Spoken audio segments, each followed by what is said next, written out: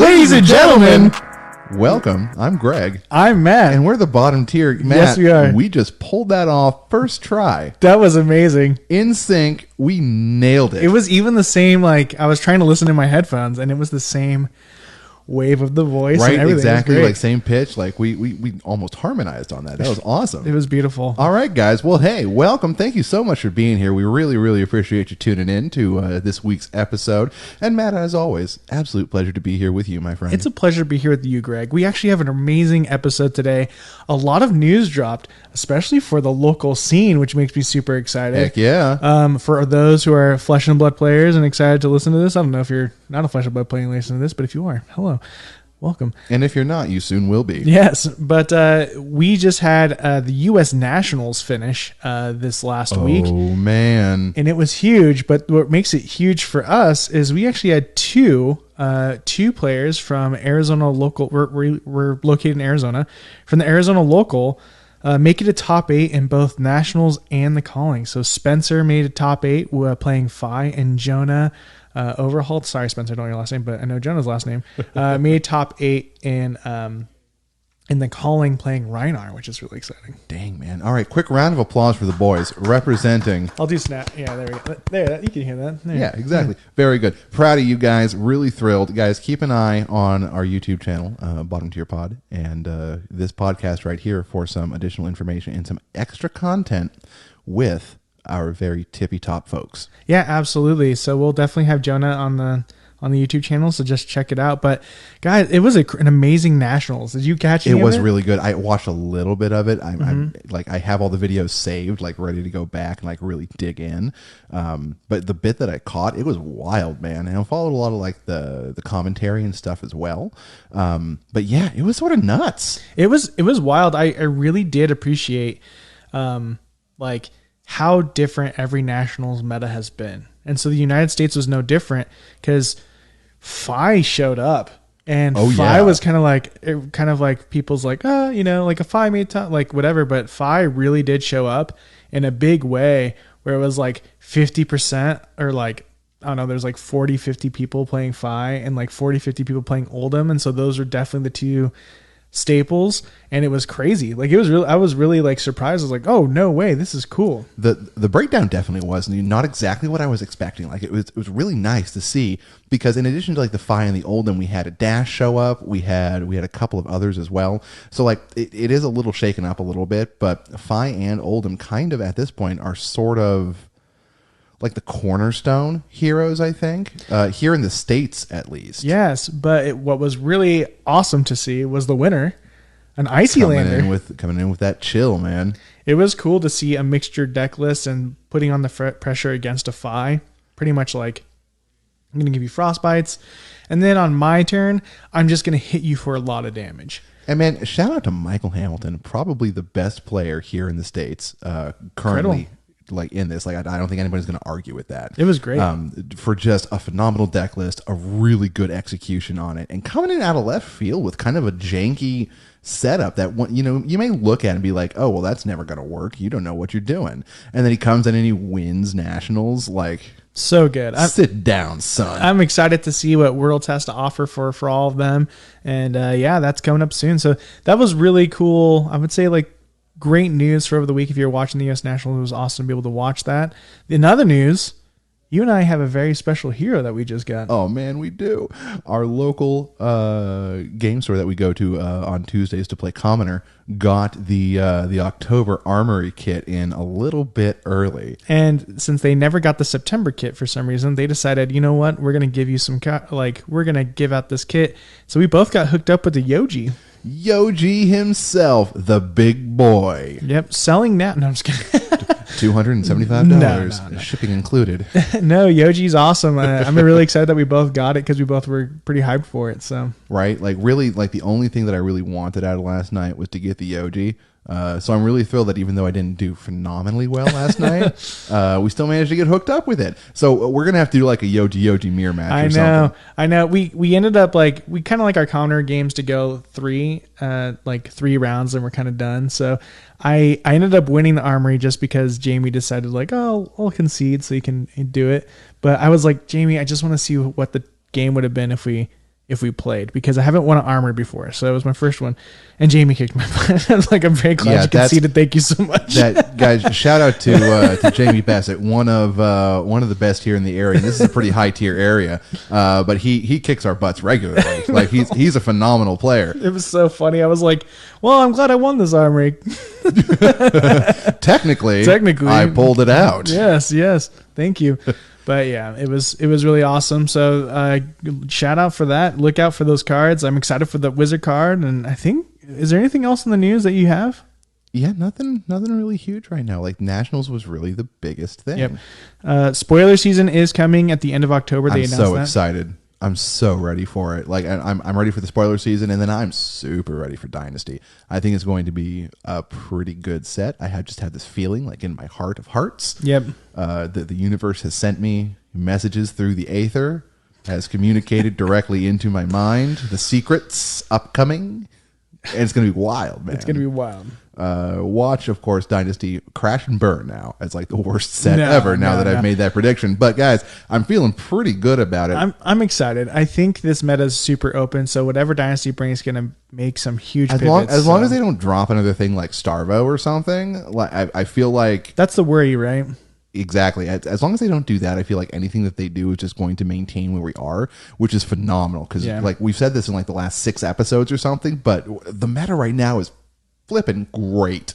Yep, exactly. Pick up any hero, go play. That's not LL, of course, and it's awesome. Even if it is LL, break the rules. Be a maverick. Yeah, absolutely. Play some commoner with the LL. Exactly. Heroes. Bring your chains, bring your prisms. Don't bring your Starvos because you'll get beaten up. Nobody wants to play against that even in commoner. Yep, for sure. Awesome. Well, from news, let's kind of get started with our reoccurring segment. It's lessons learned, everybody. Yes, that was like drum roll song. Right. Lessons learned. I'll go ahead and start. Take us away, Matt. So my lesson learned this week is it's kind of interesting. It's I don't know. I always feel like I always go back to blocking as a lesson learned, but ultimately, it's a great lesson. Is it ultimately? I think. Evolving mindset. It's hard to be able to explain this. I played again. Don't worry about like boiling it down. Just walk us through what I am walking it, and through. We'll get there. Yeah. Okay. Cool. So I always try to like make it sound fancier, right? Than it is. Don't worry, man. We're bottom tier. I know. We're here for the people. I was playing a fight. I played in an armory, classic constructed, and I just went there with the mindset of, I'm going to bring FaB. I haven't played FaB in a little bit. I've been playing a lot of Dramai, so I'm going to bring my FaB out, play some FaB. Well, so did everyone else because the U.S. Nationals has happened. And so there's a lot of FaB versus FaB. And so my deck was just a little bit behind the times of like what these other FaBs were. But what's interesting is skill set involving it. So a lot of the other people were brand new with FaB and didn't quite understand like the turn flow what you're going to do with what FaB. You want to have happen. And so when you grab a deck list, one of these new ones that is hybrid and combo-y, you have to realize that some of those cards aren't draconic, right? And so there was a mishap that happened with another player where they played Rise from the Ashes, and then they played Belittle. So Belittle only attacks for 3. Yeah. Because it's not draconic. And then they were like, cool, now I'm going to attack you with Searing Emberblade. And then I was like, cool, that's fine, but now you don't have any go again. Yeah. And so it was interesting because I definitely had the less skilled deck, but I was a more skilled player because of knowing the hero and the pattern of what's going on. And especially because I'm running Kodachi FaB. Like I even was playing, I did a mirror match with the Kodachi FaB, and they pitched a blue, but it was a 1-cost blue. And so I was like, cool. No. You're attacking me for 1, no go again. And they would go like, what are you talking about? And it's like, Kodachi doesn't get go again unless it's a 0 cost in the pitch. Yeah. Which is great. It's a very like basic armory. And I was like, yeah, take it back, do that. You don't want to do that. Yeah, right? Absolutely. Like I'm going to help walk through. There's no need to be a jerk about it when someone's just learning the hero. Yeah. So I think my lesson learned is like, I guess it's kind of like an ego thing. Not really, but like the lesson learned is like, oh, I know what I'm talking about. I am actually learning and growing. Yeah, and right. Really good, like especially comparing to other like TCGs, like especially games like Yu-Gi-Oh and stuff, where everything is very much based on having the right cards and then just executing whatever the heck is in your deck, kind of irrespective of whatever your opponent is doing. Flesh and Blood really is much more focused on an individual player's skill and familiarity with the general rules and mechanics. So this is a perfect illustration of that. Somebody came in with a slightly more updated deck, a little bit more in the meta, potentially more competitive, but because they didn't have, the reps, because they hadn't put in as much time with it, you were still able to overcome it. Yeah. And that gets down to player skill. You've done it enough, you have enough exposure to it, you understand the hero and the flow enough that regardless of what they're doing, you're still capable of pulling it off and pulling it off effectively. So shout outs to Flesh and Blood for being more skill based, because that's phenomenal. Yeah. Oh, I don't think I ever realized that it was skill based. And I ran into the same issue. If you guys remember 4 or 5 episodes ago, not to do a deep pull, I guess, but when I made when I did the Bolton deck, I was the same person with that problem of I can use this with axes. It's no, I didn't know the card well enough to do that. So it's interesting. It was cool to be on the other side of it and to be able to help people learn FaB a little bit more. And I'm glad I played FaB, but also I was now I need to update my deck list to whatever that is. Exactly. Right. And then, but once you do, you still have that inherent skill, so that you'll be just that little bit ahead of some people who are just coming into it the first time. Yeah. Also, awesome job being a luminary here, man. Teaching people the ropes, really helping them dig into the tech. That's awesome. Oh yeah, I was stoked. It was cool. So that, I guess, I don't know if that's a lesson learned, but I guess that was a lesson learned for me. It's 100% a lesson learned. Cool, perfect. What about you, Greg? Oh man, well, I don't have anything nearly as good as that this week. Ooh. Honestly, the biggest lesson for me is it was just a reminder to have fun, just to have a good time with this. Yes, it's ultimately it is a game, right? And if you're not having fun, what are you doing? It's been no secret, and I haven't really, I haven't gone super into it, but I haven't been super quiet about it either. I've had a real dry spell here recently. Yeah. Just not any wins, just kind of, slamming my head against the brick wall. I wasn't having a good time. It was, I was starting to get nervous before matches, oh God, here we go again, all that sort of thing, so sort of psyching myself out. But then last night, one of our local guys at our normal Tuesday armories brought potentially the memeiest deck I've ever seen in my life. For those in the know, he was running Yorick as his hero. Yep.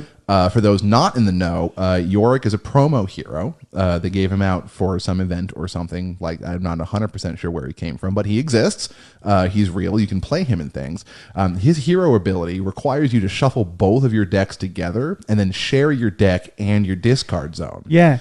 Which is the most ridiculous thing on the planet. But legitimately, I had more fun playing that game than I have with any other game I've played in months. Oh, it was, I had the opportunity to be able to play too. And just to kind of retrospect, because people are probably why was York at your local armory? So we were running Commoner. We made a local rule last week after the Commoner Cup that you could play any hero that's young. And I was caught in a technicality from Trey, who brought the Yorick. Shout outs to Trey for nailing that technicality. Yeah. And he said any young hero. I was yeah. And so he brought Yorick, and I was like, okay. And so now we're, of course, changing the rule again, but it was actually really cool to experience once, once at an armory. And periodically, as kind of a jokey thing, awesome. Bring something completely ridiculous or something crazy broken or something like that. Yeah. And just have a good time with it. We did change the rule. We'll say it here first is we're calling it a consent hero. Mm-hmm. I don't know why I like that a lot, but it's where you present the hero that's a little bit more janky, promo hero only, and you go, hey, I have a promo hero that I built. Would you like to verse them? And if your player does not consent, then you just use a different hero that pivot to whatever else you have ready to go. Yep. So that was what the rule I came up with, so that we could still see people play Yorick and do all that fun stuff. But nobody's also forced into it if they don't want to play in that particular way, because it does change things up. It changes the armory a lot, because as soon as last night, I usually don't get sweaty during Commoner, but as soon as you and I freaking saw the promo card was from the new set, my mindset shifted. Oh, 100%. I was I have to win this thing. Right? I came in, I'm going to lose every match. Not a big deal. We'll be cool about it. But then Yoji was there, and I was like, all right, kids. I got to win. And so I was just cool. And so as soon as Trey, I versed Trey, I was like, I really want to verse Yorick. and I'm going to do it. And so I was just like going out and ended up winning, which is great. Or it would have been tied or whatever. Thank you. Shout out to everyone who was there surrounding that game. But I remember just being like so sweaty and being like, oh my gosh. Like the pressure is suddenly on, like you feel it in your shoulders. Yep. But it was fun. It was a lot of fun. It was a heck of a good time. You were playing Ira with it? Yeah, we shuffled together Ira and Yorick, which was nuts. He hit me a couple of times with some good ninja cards. I got back with some good generics. It came down to like we decked out. We were out of deck. I was lucky enough to have Salt the Wound in my hand, which is yellow pitch 0 cost. And he was down to 1 hit point. So it was Kodachi. So I just started Kodachiing just all over the place. And because I was pitching, I got to recycle it back into my hand before he could draw up. So just wore his hand out and took it. But so good. It was crazy. It was absolutely flipping nuts.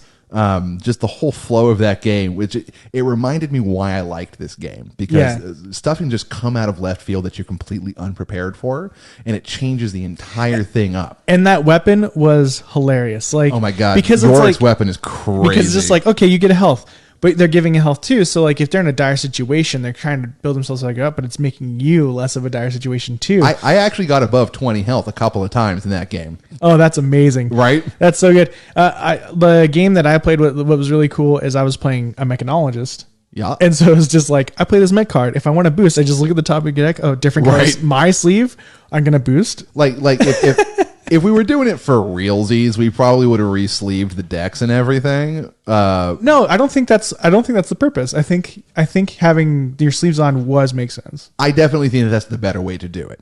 If anybody gave a damn about like, well, you can't, you can look at the deck and you can see what's coming up, basically, sort of thing. Like if anyone's going to complain about it, re-sleeving is probably the way to go. Right. Like if we're taking it seriously, so long, but it takes forever, and then you have to re-separate everything out afterwards, and it's just a headache on like 9 different levels. Yeah. So really, honestly, just much more fun to just shuffle stuff together and go from there. Yeah. And then it adds in, yet another layer. Like you actually get, you can actually like look at the deck and see what's coming up that's yours and what's coming up that's theirs, and kind of balance your play around that as well. It did create a whole new strategy of approach to the game of like, okay, if I do this, like I even had a card that I normally wouldn't play. It was a red, like Oracle of whatever, opt 4. Yeah. So I was like, I'm opting for just to bury Whisper of the Oracle or something like that. Just to bury so I can see if I can boost this turn. Exactly, yeah. And then trying to stack it so that when you draw, you get what you want. You can prevent him from having... Yeah. It was crazy. It was fun. I'm re-energized with this game now because of that one game. So, that's awesome. So shout outs to Trey, man, for showing up with something off the wall enough to pull my brain back into this in like a really positive sort of way. Oh, absolutely. Same here. It was an incredible match, and I'm excited. I hope he still brings Yorick and just asks if they want to play it, and then because I don't want it to ever be like a push away, for having the extra rule, but I do feel it's necessary. So and really, like, even though it's commoner and we're all mostly just there to goof around and have fun with things, it is an armory. Yeah, it is an armory. It does count for experience, so there's got to be some level of like seriousness in here. Yeah. But that being said, if you want to do it, go for it. And I figure every few months we'll just do like a coming with your jankiest deck. Yeah, that'd be so much fun. Right? I love it. It was good. That's awesome. That's a great lesson learned. Have fun. Man. Have fun. Yeah. Just there you go. Bottom tier top tip, everybody. Just have fun. Have fun. It's a game. I think our lessons learned kind of tie into what I wanted to really kind of the meat and potatoes of the conversation of what I wanted to have today is we started this podcast. It's been 3 months now. It has been. It's been a little bit. Episode 13 now, I believe.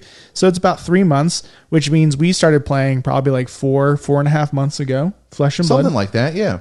And so I kind of wanted to talk about like our journey so far, right? Like where are we at? Like what is different about the game? Is the passion still there? Like what is our feeling now as we've become like more experienced over the past few months?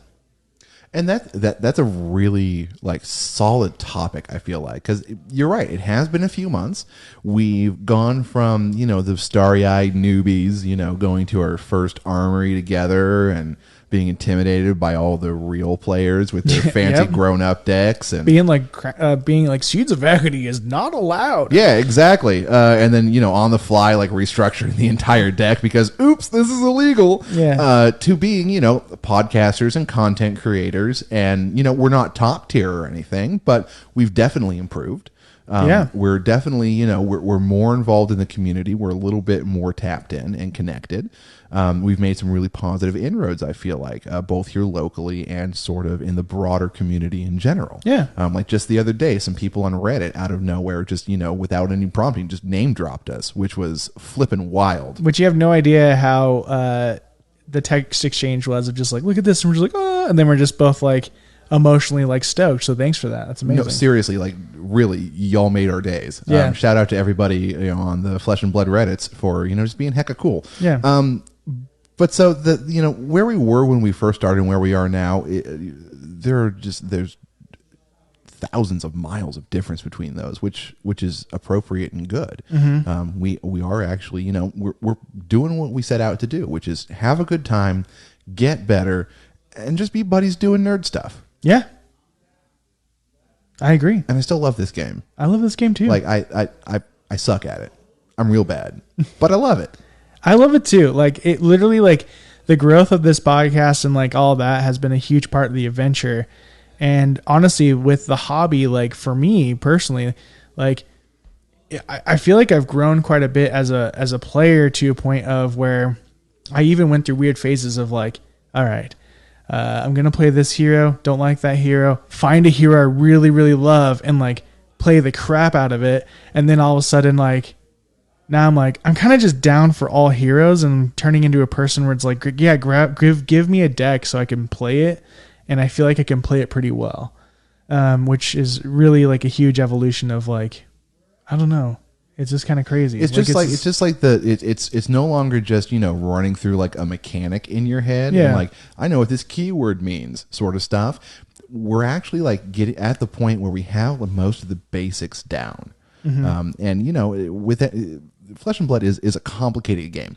There's a lot of moving parts. I don't realize how complicated it is until every time I invite someone new into the world. Right, and you have to sit down and explain to them, okay, here's all your equipment, and this is what a hero is. This is intellect, and this is health, and this one has a little bit less because their hero ability does this. And, yeah. And it gets really crazy out of nowhere. So, taking 6 months or so to get your basics down in this game, I feel like it's pretty good. Like that's right about where a person should be.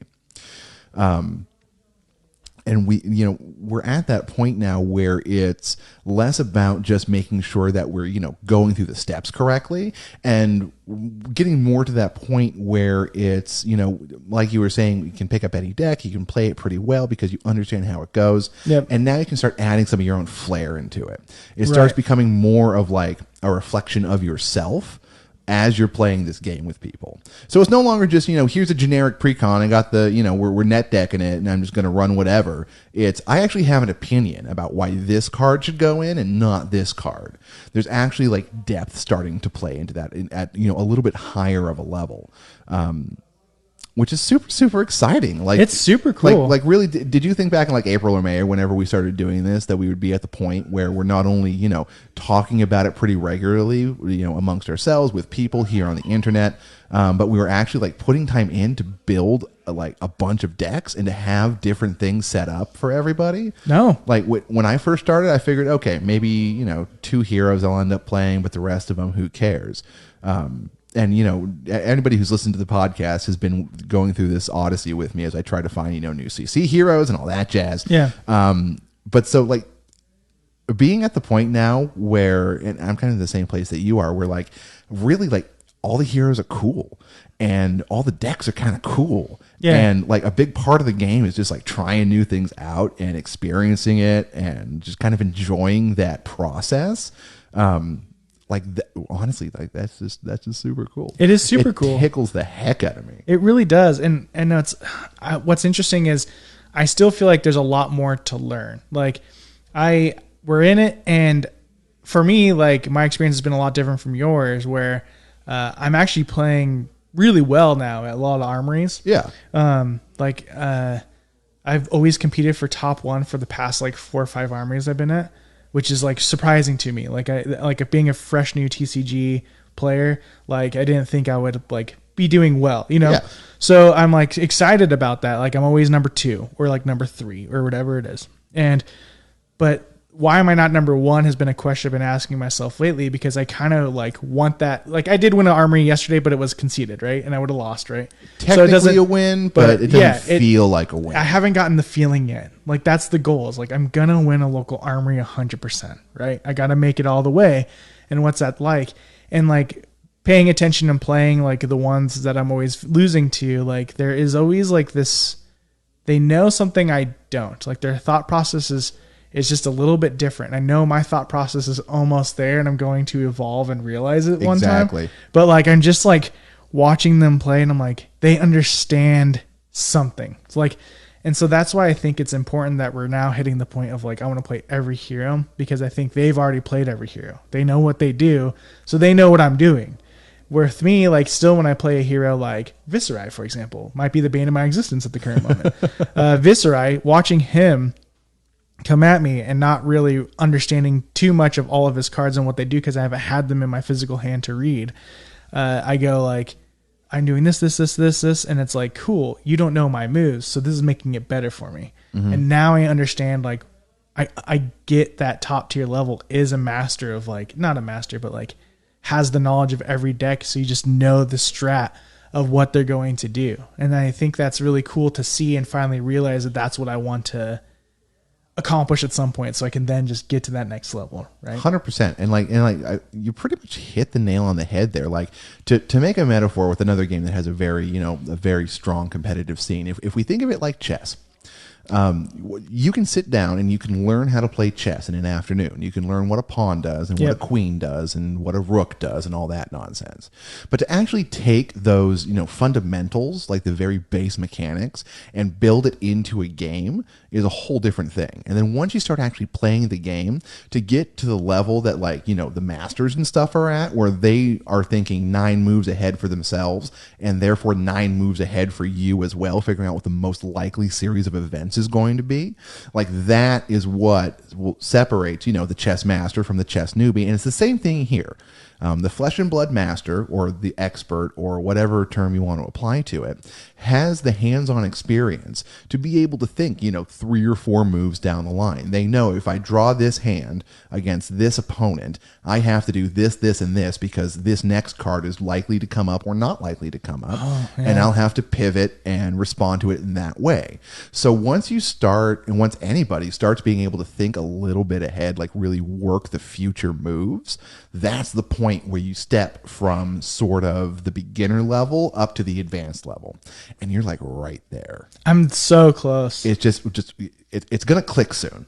Just something is going to fall into place, man, and you're going to start picking up the ones. I guarantee it. I know. It's so crazy. Like it's just how far we go, and like my enthusiasm with the game is totally different. Like as soon as FaB came out and I went in, I was like, this is my hero. Like I'm going to be a one hero guy, I think I even said that to a few people. I was like, this is my hero. I'm a FaB guy now. I'm a FaB guy. 100%. Nothing else, only FaB. Yeah. Now I'm like, Dramai.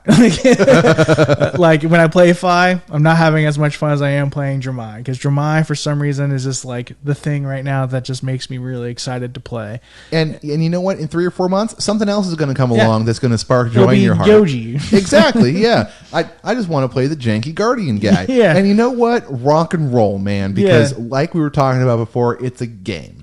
It is a game. You're here to have a good time. Whether you're, a high tier, professional, competitive, going to worlds to compete sort of player, or whether you're a nerd like me who just likes getting together with people that he likes and wasting some time. Like, it doesn't matter on what tier level you're playing, as long as you're having fun, as long as you're getting that charge out of it, as long as you allow yourself to, as long as you express yourself through the cards and, things are going well for you, you're into it, you're thinking about things, you're feeling the passion, you're winning. It doesn't matter if you actually get the XP or not. You're right. 100%. It does not matter at all. Like it as long as you are having that fun and like getting something you want out of it. And I think what's been really cool is, honestly, Bottom Tier, our podcast, has really helped me get better at the game, because at least because I'm editing the videos too, but like re-watching the matches of Commoner Cup, if you guys haven't checked that out, go check it out, or any of our battles and stuff. it's wild on how much information I'm picking up. Like, oh, why'd they do that? Like, I'm thinking like, why'd you do that? Because I would have done this. And then like it makes you a different strategic player as you're doing that. And hopefully we can get that in the commentary as well as we like discuss what's going on. But it's really interesting on like how much like playing this game, like over time you get better. It's great. I mean, it's not a crazy concept. That's a normal concept, but it's just cool. Right. And then like to actually see it in action, to be able to sit here and reflect back a few months and think, oh man, I was such a baby back then. Like we didn't even understand ninjas. Like we were just like, I guess we keep going. Yeah. No, seriously. Combo means go again, right? Right. Like literally the first game we played, it took like 45 minutes. We were playing with the welcome decks. Like, so only like 30 card decks, but we were looking up like every single thing and like debating what the keywords meant and all that kind of jazz before we actually started to get into it. So compare that now with the kind of nonsense we were doing last night. Like, take the Yorick example. If somebody had come with Yorick to like our first Armory event, we would have had zero idea what in God's name was going on. No, we in fact, funny enough, we had a brand new player come, and their opponent was going to be the Yorick guy. And we were like, hey, brand new player, play a normal deck because we don't want them to be too like it completely turned off their very first time here. Or it could have been also like a good thing, like, oh, I'm stoked, but like we don't want it to be like every hero is going to be this changing. You know? Let's start with the actual rules before we start changing all of the rules. right. So it was like it is really cool to be able to see that and like the growth in the community and like seeing new players all the time and it's interesting too, like seeing new players come from other TCGs. Like you played some card games and have a grasp on already some certain skills. So I think just playing TCGs in general, like for me, has just been like, oh, this is like, I get why this hobby like does what it does now. Because I used to like why people actually play this stuff for a long time. Sometimes it builds community. You're using your brain a lot, and like ultimately, like you get to go home and be like, what if I put this in here, and then just have a totally different game the next time. Right, exactly. It's kind of the same way that some people feel about like football or soccer or something like that. It's that same sort of, use the things that you want to use, and then, you have the ability then to really dig into it after. So even when you're not actively engaged in the play of the thing, there's still, strategy to go over and tactics to figure out and specific responses that you want to do and what happens with this particular thing. Like, I had a huge problem with that. How do I counter it? Yep. All that sort of stuff. So it's like, these hobbies in general and Flesh and Blood in particular really gives back to you in that way and can really enrich your life if you let it. Yeah. It's a mental sport, not a physical sport, right? So exactly. I hope so. Otherwise, we've been playing this game really wrong. Yeah. Like if there's like ball throwing and stuff involved. You're supposed to cosplay and actually fight as your character. Oh, man. So like when you run through, you're just like, ah! Man. I play Oldham in CC. Does that mean I have to wear all that like big plate armor and stuff? Yeah, you have to wear a Fendel spring tunic. I will look so pretty.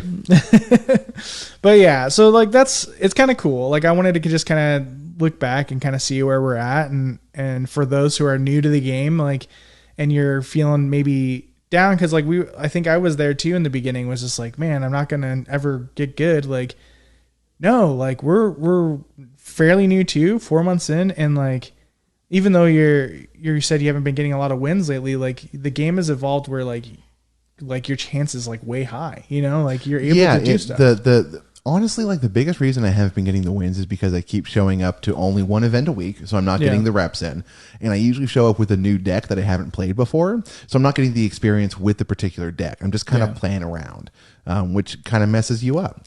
So the long and short of it there is that really, don't get completely pigeonholed into it. I feel like feel free to explore some and like try things out, but give yourself, a few times playing a deck or playing a hero to really like see whether or not it's a thing. Yeah. And just try to get the reps in. I'm a little sad because I'm at a point right now where I'm going to have to start stepping back from going to armories and stuff.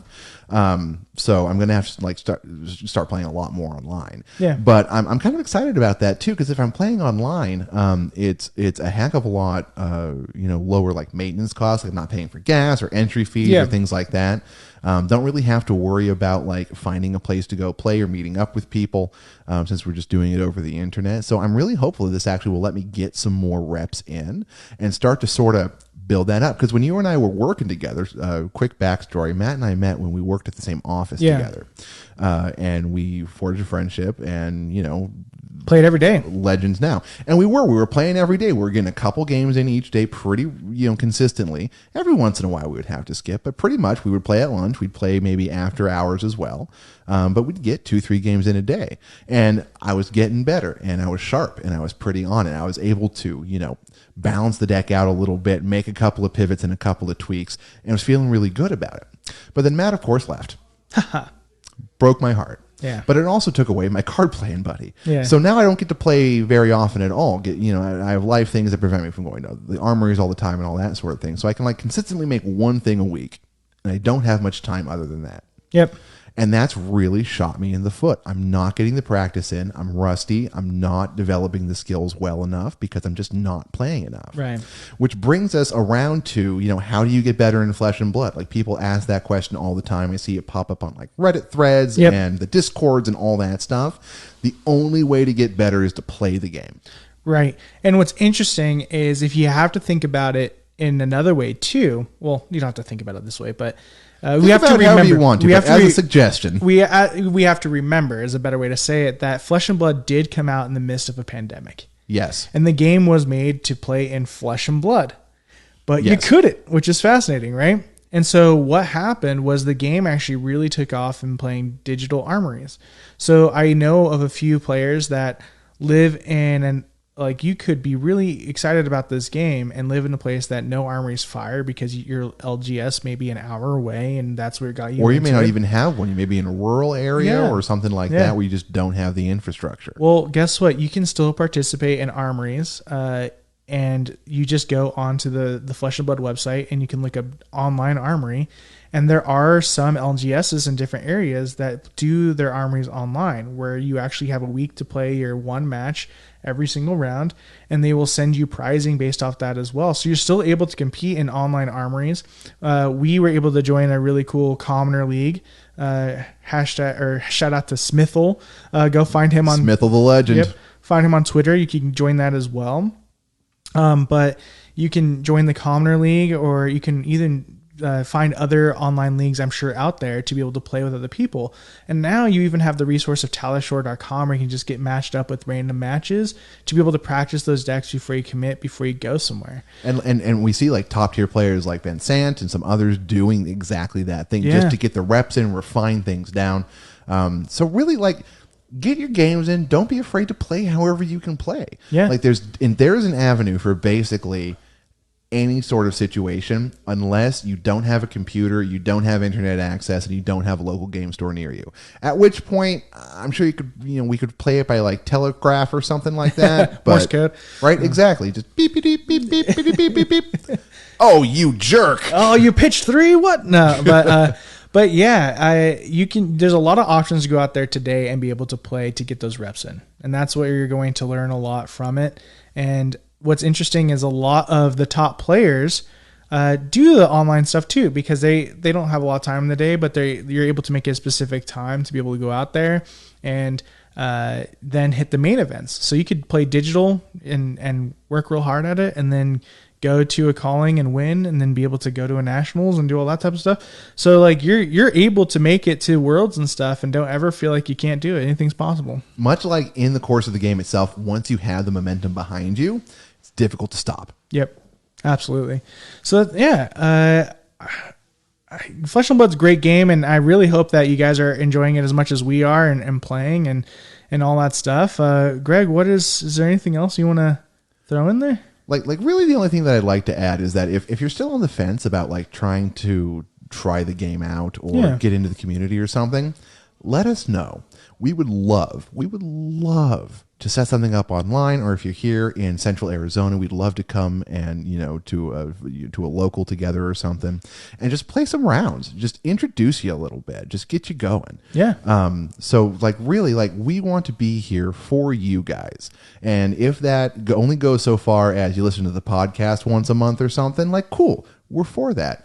But if you want to get some games in too, let's play some games, man. Hit us up. Hit us up on our Twitter and all that stuff, and we'll have Instagram soon.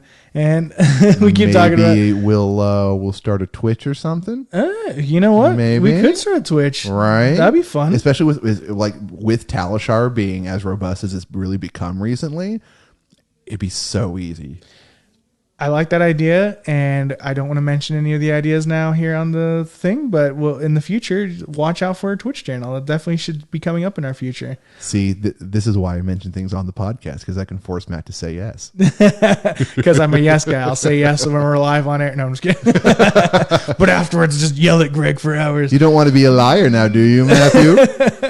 No, I mentioned to you, there's... yes, Twitch stream would be cool. But guys, just reach out to us, and we'd love to be able to hear your feedback on that. We have a lot of great stuff coming to the YouTube channel. I'm actually genuinely, we first started this podcast just to primarily be a podcast. Yep, and mostly just to sit around and talk about stuff. We weren't looking to do anything crazy with it. Yeah, as you can tell, that's what we do every week. It is. We sometimes don't have actual topics. Yeah, like today. Today. And we love it. And we love it. But we also weren't expecting, or I wasn't expecting that I would get so into the YouTube side of things. So we are putting out videos 3 times a week of different content. So just let us know what you like there. I really enjoy it. I'm really enjoying that aspect of it. So, and then we can go to YouTube Live, aka Twitch. I don't know, whatever works better for our demographic. Yeah. Exactly. Yeah. I don't know. One of the things. Leave a comment below. Send us a tweeter. Send us a tweeter. Whatever the kids are saying these days. Let us know. If we started streaming stuff periodically, would you guys join in? And if so, what's your preferred platform? Just let us know. Yeah, let us know. Bottom tier poll. Well, guys, that is our episode. I hope that you have grown in flesh and blood as much as we have, and still enjoy playing the hobby. As always, tell your friends about us. Like and subscribe. I don't know. All that jazz. All that type of stuff. It's spooky season, so get ready for some spooky content. We got some good stuff coming down the pipe, everybody. Keep an eye peeled. Hee ho ho. Hee ho ho. Hey, that's my spooky laugh. That was terrifying. Hee ho ho. Oh, I'm shivering. Matt, stop it. Stop it. I can't take it anymore. Oh, man. Well, anyways, guys, thanks for listening. I'm Matt. And I'm Greg. And guys, have a wonderful, wonderful rest of your day. We will see you next time.